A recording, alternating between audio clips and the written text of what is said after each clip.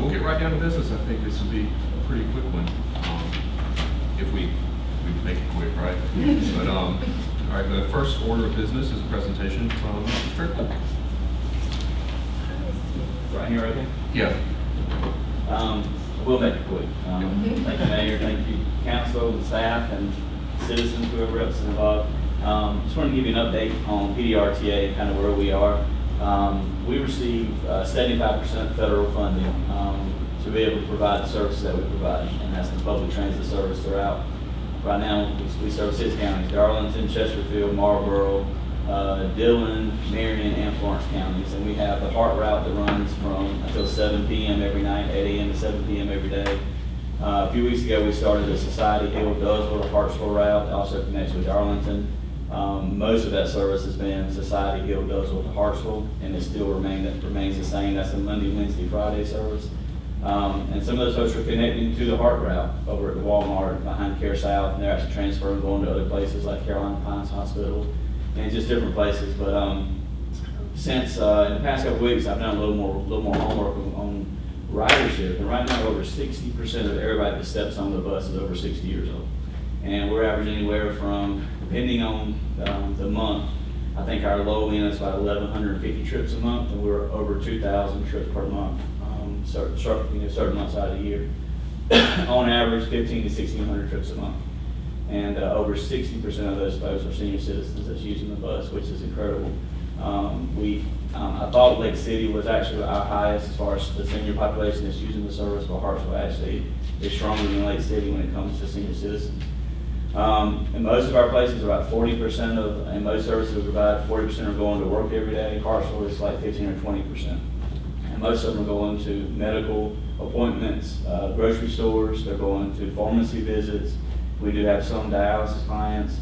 And it's just, it's a number of people among different, it really depends on the situation as far as where they're going. But in order for us to be able to have the 75% federal funding, we are required to have local funding. And we're a little bit short where we need to be for the fiscal year to continue maintaining the same service that we're providing, partially with the HART route.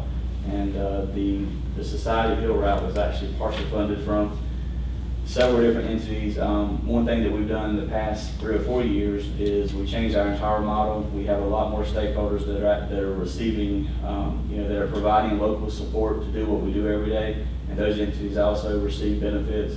Obviously, your Care South of the world, Carolina Pines is a stakeholder locally, Coker College is, Foundation's a stakeholder in what we do. But it's just a big collaboration of groups of people so that we're not coming to one entity asking for $50,000 in local support. We want to spread the love to those that really see the benefit in the service. And I'm here just to speak to council, to kind of give an update and see what the options are to be able to potentially look at what we can do for this coming fiscal year. And I have talked to the mayor and city manager as well. But we have a lot of good things coming. We have more buses on order. We run 4 hours on Saturday. They're asking for more, so there's something we can do to potentially increase traffic. We started the bus stop project. We were halfway done with it before we stopped. We have another 15 or 20 stops to put in place. I know that City Hall is one that's been mentioned. We want to add that to the route. It hasn't been on there, but we want to definitely add that to the route. If you're coming off 5th Street, you can imagine it's kind of hard to stop as soon as you make that left off of Carolina onto 5th Street. You don't want someone to run right in the back of you. A lot of folks are going up closer to home and walking back up, either they're getting off on Carolina and then walking the crosswalk across. But obviously there's things we can do there to help. The first thing we can do is make sure that it's on the map. That's one of the biggest things. But happy to answer any questions y'all might have. It is a public service open to anybody that can use it. All of our buses are ADA accessible, so wheelchair clients, walkers, we do have a lot of those in this area that are using the service. We do provide another service called ADA Complimentary Paratransit, where we go to their front door. We don't go inside their home, we'll go to their door, load them up on, whether, using the lift or whatnot, and take them to their appointments.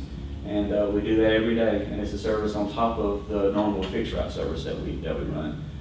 In the future, what I hope to do is be able to expand a little bit outside of the city. There's a lot of folks outside the city limits that need to get into the city of Hartsville to do business, to do many things. and we want to be able to make that happen as well. And I think it starts, with the city, and so I just want to be here to, if you have any questions for me, that's really the update that I wanted to give. You mentioned additional bus stops, and I think my memory is right, with the existing service to Hart, it takes like an hour to make the route.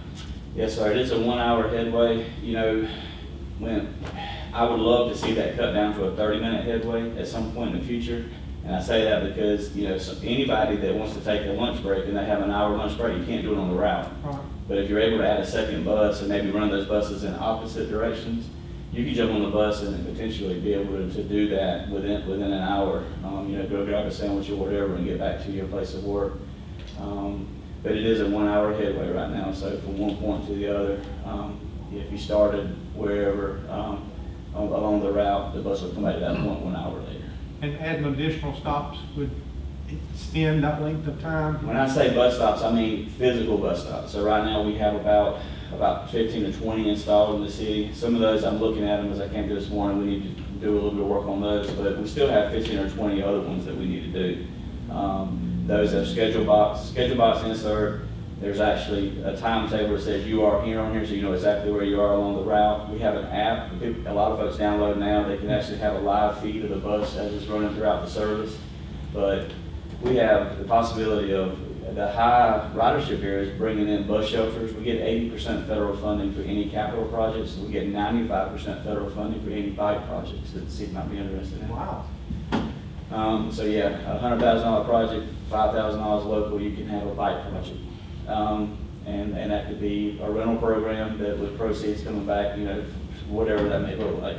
But bus shelters, we also have a product called semi-seat, where the bus stop is actually mounted on concrete, and it's basically, you can't lay on it, but it's 2 benches that are mounted to the bus stop. A lot of the places, like in Florence, we have a couple in other areas. Darlington has a couple of them, but that's something else we can look to install as well. Especially when you have over 60% seniors using the service. You like them to be, out of the sun and be able to have a seat whenever they can. Yeah, I got a question. Thanks for the presentation.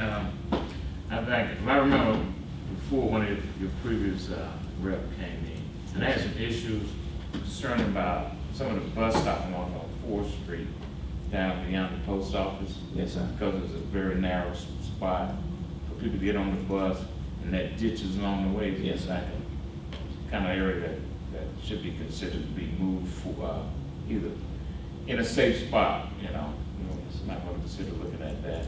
Yeah. 4th Street is definitely a concern of ours, as well as all of you. I know it is, because you got kids from the governor's school walking to Walmart, and it's difficult to even navigate that. So as far as bus stop placement, that's something I do have a new gentleman, our program manager, project manager, on staff now, and he's actually received the proper training to know, if you have a bus stop that's going to be 4 feet from the roadway, then the schedule box insert that you need to read doesn't need to be on the same side as the roadway. They need to be able to stay on the opposite side, away from traffic, to be able to read that. So that's something, and I appreciate it, that's something we're going to go through in all of our areas to make sure that those are in a safe spot, because you don't want to be too close to the roadway with distracted driving and everything. Oh, yeah, big time. It's easy to leave the roadway 2 or 3 feet when you're not focused, and we don't want our folks to be standing in that area. Could any of the stops have a canopy top? Yes, ma'am, that's what we consider bus shelters. So basically, typically, they're 3-sided. So, you would have a back and 2 sides. Now, I don't know what we haven't gotten into a lot of advertising on our existing bus shelters. Some places, even like the city of Florence, we do have bus shelters, but we're limited to what we can do. We can advertise the PDRTA services, but I can't sell an ad to another company because it's that proximity to the roadway. I'm not sure what it is here, but that's a possibility. But our bus shelters, I mentioned we get 80% federal funding for those. You actually you can have solar powered lighting on them. You can have USB phone chargers on those things, so that if someone gets up, they can actually charge their phone while they're waiting on the bus. But there's many opportunities to look towards that. I know with the increased frequency, if we can get the service to 30-minute headways, the ridership in Hartsville is really just going to take off. And I do know there's going to be several areas that I'm looking at as far as ridership that we could. You don't want to put a bus shelter. There's never more than one person sitting in it, basically, just because of the expense. But there's areas where we have 4 or 5 people, 6 people at times waiting in a certain area, and that would be an ideal place for a bus shelter. Interestingly, we had a meeting with the government school, the meeting that we had, and the government school students, they're not allowed to ride the bus alone, is that correct? As far as we know. They can't, they have to go out in pairs, but they also are not able to take public transportation at this time. I recently, there's a class there that's doing a very, in my opinion, cool project, but it's based on green space and bike and public transit. They can't even use it, but they're doing a project on this, and I know this was put in, I guess that rule was put in with prior administration there. I do hope that's something that can be discussed, because we want to see the youth being able to utilize that, especially if it keeps them, it's like you'd rather them walk 4 miles on the side of the street than hop on a bus that has 8 cameras on it and a professional driver, and just a lot safer environment than what you would have, being out on the street, especially after dark.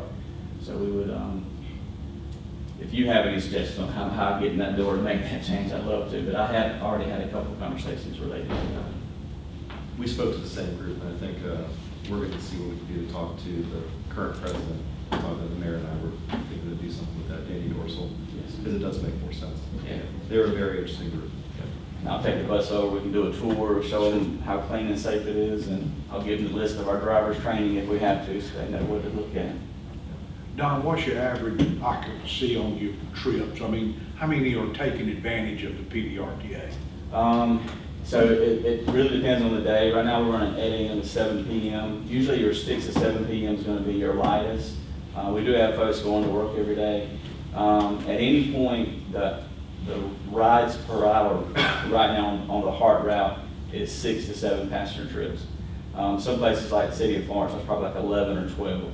I do believe that in Hartsville, that's going to end up changing. It's going to end up increasing. But so basically, if you were to get on the bus at the starting point and you ride for 1 hour, you're probably going to see 6 different faces. This boarding the bus and then getting off somewhere along the route. And that it ranges anywhere from about 5 per hour to 10 per hour, depending on which hour you're looking at. So I'd say an average of probably 7.5. One other quick question. Fares. Are the fares with the logistics that you're looking at now, would that be able to have the fares free? Yes, ma'am. So the current service, I'm gonna read these off real quick.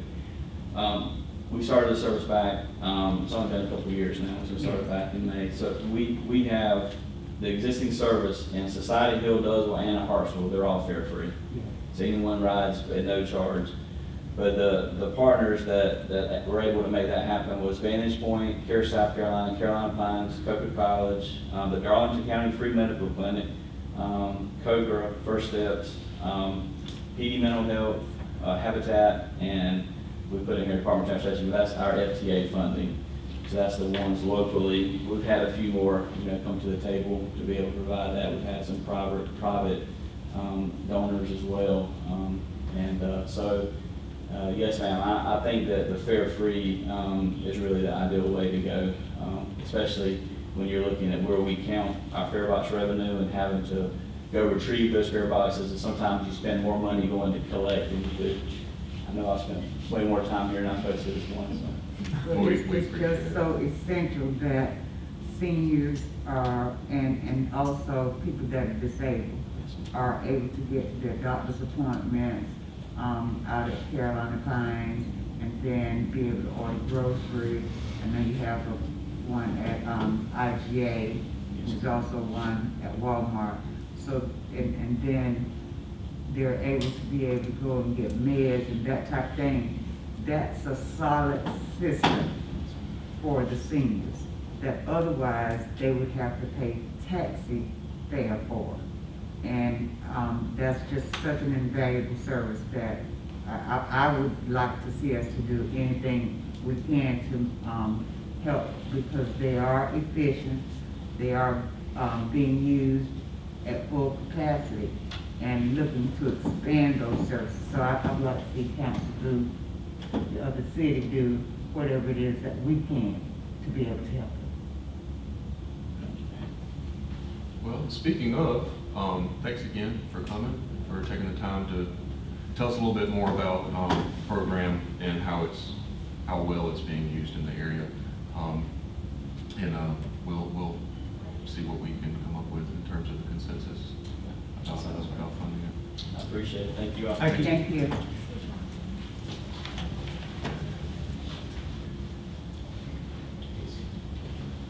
All right, we'll just move on into new business. Ordinance 4437.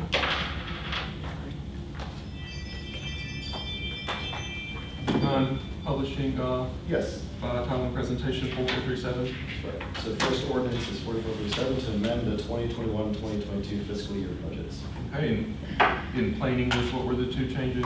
Truck So and- the two things we did was added a commercial sanitation truck this year, Mhm. and we also added the purchase of building next door to hospitality. Okay. That's a win. Only two capital purchases, I'll take it all day. Good budget year. Yeah, so no surprises there. Any questions about that? All right, well, do I have a motion to approve the first reading of ordinance 4437? Mr. Mayor, I make a motion that we pass ordinance 4437. Second. Have a motion and a second. Is there any discussion? All right, then all those in favor of approving the first reading of 4437, please indicate so by saying aye. Aye. Any opposed? Ayes have it. Moving on to 4438, Mr. Manager, if you would. Yes, sir. It's approval to lease a portion of alleyway at 120 South Fifth Street from the trust company. All right. Can you do real briefly? Yeah, it says gives us access to our police to be able to drive behind the building. And this is an ongoing lease, right? Yeah. All right, do I have a motion to approve the first reading of 4438? So moved. Second. Got a motion and a second. Is there any discussion? All right. Well, all those in favor of approving the first reading of 4438, indicate so by saying aye. Aye. Any opposed? Once again, the ayes have it. On to the last one. Mr. Maynard, if you would, publish 4439. Yes, sir. Approving the execution and delivery of an incentive agreement and other matters related thereto.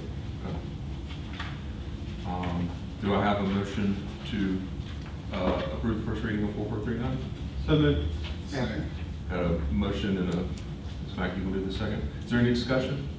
Questions? I know this is dealing with our incentive agreement, and we're tweaking it, I guess we might say. Yeah. Is there any thought down the line of changing the ordinance to allow this to be more routine? We wouldn't have to make a tweak every time? So we have a designated area, Right. I think is the goal of it, but I don't think we have to change the ordinance because we are allowed to go outside of that boundary if council so chooses. So I think having this process in place now with this ordinance that gives an example of what to do if it's outside of that boundary is all the kind of tweaking we need to do at this point. And could you, in plain English, succinctly discuss the bird test? Sure. So essentially, so I'm not sure if it was the state Supreme Court or the Supreme Court, but essentially it is a series of rules that the city has to meet in order for it to be eligible to receive public funding. Essentially, it just asks in plain English, does it have a public benefit? Does it have immediate? I think it also has to have a future public benefit and things like that. And also, again, for the public good. So it goes through a series of questions. It asks to see how many people it might employ, how much revenue it's going to generate, things like that, through business licenses, through utility fees and taps and things like that. And so once you kind of narrow it all down again with our lawyers and you see what makes sense, this project in particular, it is going to generate revenue through wastewater tap fees. It's going to generate new jobs, about 50 new jobs are coming in, and then also business license. So it met the qualifications for allowing public dollars to be spent in a reimbursement fashion. So the monies are being expended, so what you're considering today is whether or not to reimburse the owner for the cost. The cost is $21,760, I believe. And we're looking at around $30,000 a year in Potentially. wastewater fees? Yeah, if they go up to the full Yeah. amount of wastewater. So it's a pretty small investment for what it looks like a lot Forever. of future revenue. And that's not including the jobs and also the Yeah, right. license. Yeah, that was just the utility fees. It's just utilities. Yeah. Yeah, I have a question. It does. Now, at this location, they're not asking for annexation. No, they already are in the city. Okay. So this is on 151 or Newsom Highway, so it already near the city. You already have to sign off. Yeah, No, and they have to be within the city limits to Right. receive this type of incentive by us. Any other questions? So we get property taxes. So too. just wanted to ask to be sure. Yeah, Yes, ma'am. Yeah, we wouldn't consider if it wasn't inside the city limits, and we would force them to come in before they receive anything like this. Do I have a motion to approve the first reading of 4439? We already have. All right, so we're in discussion, we just need to vote, okay? Any other questions then? All those in favor, please indicate so by saying aye. Aye. Any opposed? The ayes have it. And, hearing no objection, we stand adjourned. There you go.